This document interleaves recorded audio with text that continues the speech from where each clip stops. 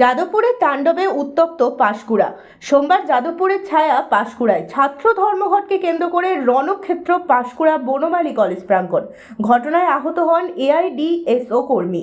ঘটনার সূত্রপাত যাদবপুর বিশ্ববিদ্যালয়ে আন্দোলনকারী ছাত্রের উপর শিক্ষামন্ত্রীর গাড়ি চালিয়ে দেওয়ার প্রতিবাদে এআইডিএসও ছাত্র ধর্মঘট ডাকা হয়।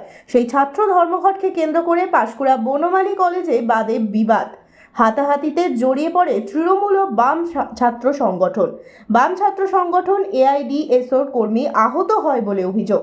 দুই দলের খণ্ডযুদ্ধে উত্তপ্ত হয়ে ওঠে পরিবেশ। আপনারা দেখেছেন যে গত পরশু যে বিভৎসভাবে প্রতিবাদী ছাত্রদের উপর যাদবপুর বিশ্ববিদ্যালয়ে যে শিক্ষামন্ত্রীর কনভয়ের গাড়ি প্রতিবাদী ছাত্রদের উপরে চাপিয়ে দিয়ে চলে গেছে, দুজন ছাত্র গুরুতর অসুস্থ, তারা আজকের হসপিটালে জীবনের সঙ্গে পাঙ্গা লড়ছে।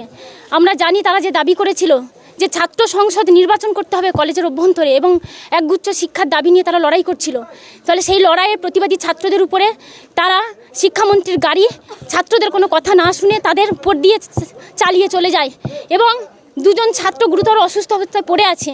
তার প্রতিবাদে এই জঘন্য বর্বরচিত যে আক্রমণ, আজকে শিক্ষামন্ত্রীর যে নির্লজ্জ আক্রমণ, তার প্রতিবাদে আমরা সারা পশ্চিমবাংলা জুড়ে ছাত্র সংগঠন এআইডিএসওর ডাকে আমরা গতকাল বিক্ষোভ কর্মসূচি করেছি সারা পশ্চিমবাংলা জুড়ে।